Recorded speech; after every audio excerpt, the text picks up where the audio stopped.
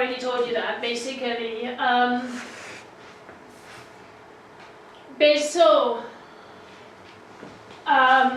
You know, the link between corn ethanol and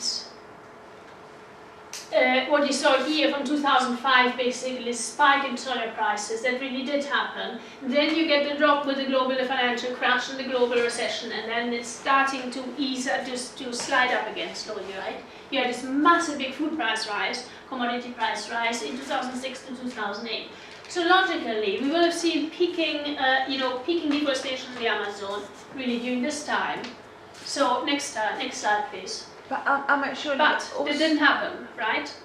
Wasn't it also? It was also because of speculation on the price of food crops. Partly, but there is a really good study from a UN expert panel that investigates that. Yes, speculation was an issue, but biofuels were, especially for oil crops like soya. Yeah. Biofuels, the growth in demand came almost exclusive. I mean, without biofuels, there would have been no growth, no increase in the rate of growth. Yeah, wasn't that why they were speculating, because of the biofuels? Yeah, that which made the problem worse. That made it worse. Yeah. But if you're looking at, you know, they really showed that biofuels had a totally disproportionate impact, especially on oil crops like soya and palm oil. Yeah.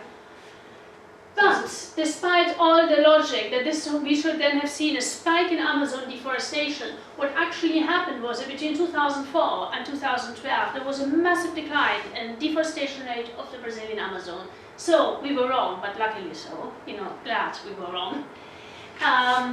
You know, instead of seeing, you know, where you see the soya price going this way, you see deforestation rate going the other way. Completely different from what anybody thought. So the whole idea of we can just predict the indirect impacts of, you know, of biofuels, you couldn't. So what was going on? Next slide, please. Oh yeah, here. And they fell down. You had dramatic falls in the states, in the Brazilian states. Mato Grosso having been the worst deforestation rate here in 2004. There in 2012, massive drops.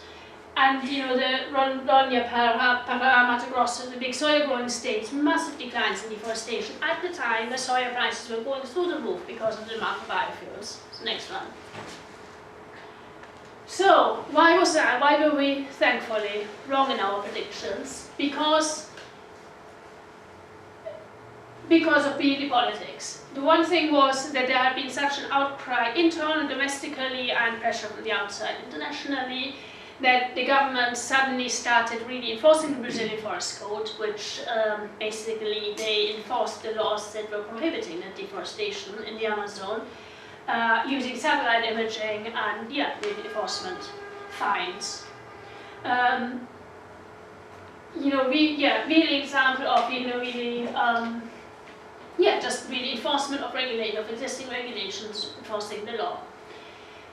Especially in the soya growing areas, which are not deep inside the Amazon, but you know, the agricultural frontier areas. There was a lot of, you know, in the years leading, well, under previous governments, not under the current ones, but the previous ones, there have been a lot more land titles given to indigenous peoples and other traditional communities. And that's been shown to, you know, if you look at what's the best thing you can do to protect tropical forests, it's giving land rights to the communities who, and enforcing the land rights of communities who depend on those forests and who have a best interest and know how to protect them. Then there was the Amazon soya moratorium agreed between NGOs. There was a campaign that actually Greenpeace led, and big soya companies signed up to the soya moratorium in 2006. And that, together with the forest code and the enforcement, meant actually soya was, you know, that worked a lot. Not 100%, but it did work. And there was a ban on sugarcane production in the Amazon. That was also, I mean, there had been, but that was also enforced. Not 100%, but by and large. So there was political enforcement, and you know, in some cases quite positive, you know, really good land reforms happening that countered the effect of biofuels and of commodity prices rising and of speculation. Right, next one. But that all sounds very rosy, but unfortunately it wasn't quite so rosy. It was, you know, lucky for not losing more of the Amazon quicker in those days. But one of the things that happened was that as the soya moratorium was being enforced and accepted by the big soya companies. Therefore, more of the soya monocultures advanced into the Cerrado, which is the world's most biodiverse wooded savanna, which has become 60% forested in the past 20 years. And the Cerrado, the deforestation rate that Cerrado forests of the Cerrado, vastly overtook the deforestation rate of the Brazilian Amazon. And another case is that people that in the Cerrado, cattle ranchers were then being displaced by the soya plantations from the Cerrado, where land prices were going up, and they were being displaced into Paraguay. And the remaining part of Paraguay's Chaco forest, which is now being cut down faster than virtually any other forest in the world. So again, an indirect impact of cattle ranching, as we've heard also soya, soya of course itself accelerated in Paraguay and at the extent of Paraguayan forests too. Next one. And in Argentina became the biggest supplier of soya for biodiesel, and deforestation in the Argentinian parts of the Chaco forest also accelerated. Meantime, back to the Brazilian Amazon. What happened there was that large landowners, who could see the profits that they were losing from not being able to cut down more of the Amazon and growing soya there, and other things, and profiting from chopping down the forests, basically, they were obviously unhappy. So the political mobilization of the large landowners, who were looking at the potential profits growing up and the foregone profits growing up, losing ever more potential profits. Commodity prices are rising, timber prices are high, land prices are rising, and they can't do anything with the land because it's protected. So they strengthened really their political mobilization inside Brazil. The ruralistas, the strength of the land owning, big landlord classes and agribusiness classes became stronger. In 2011, the forest code was changed by the government. There was 1 million people demonstrating in the capital of Brazil, Brasilia, against that. But basically, the forest code was significantly weakened, which was the main piece of protection for the Amazon forest. So next one, please. So now, deforestation in the Brazilian Amazon was up 29% last year. It was up 190% this August and September compared to last August, September. And if you compare just September 2014 to September 2013, it was up 290%. Massive increase in Amazon deforestation starting.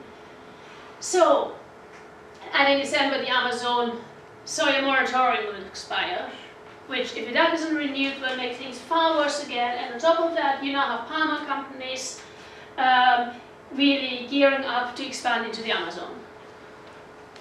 So, next one please.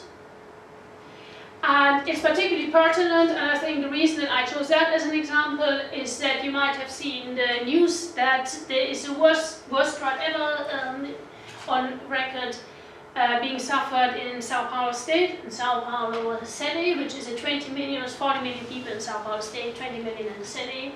And the main reserve is currently 96% dry that supplies Sao Paulo, much of Sao Paulo. There's been water rationing, and that's the Brazil's regulatory agency saying Sao Paulo residents should brace for collapse like we've never seen before if the drought continues. And next one, please. And there was a paper came out by one of the main scientists writing about the Amazon, who's saying basically that is likely to have been caused by the increase in Amazon deforestation, that what they call the flying rivers that are move the moisture across from the Amazon forest, again, hitting the Andes and then moving south and southeast. Basically, what they call the flying rivers because they move at the speed of rivers and they're about massive, the size of the Amazon in the air. That those flying rivers basically failed this spring, and they failed to reach Sao Paulo state. And they're really warning that over time if this trend continues, this whole region, which is the main agricultural region, also the main sugar growing region, but not just sugar. Really, agricultural region of Brazil and down into Argentina is really, really threatened. So, next one, please. Sorry. Those flying rivers create recurring floods, you know? Because in Uruguay, for instance, in 2009, at the end of October, November, where massive floods came from Brazil, the south of Brazil, and about half of the northwest of the country was massively flooded with also the invasion of foreign species like serpents, other kind of things that are not local. Yeah, really big knock-on effect. So those disrupt the rainfall in one area.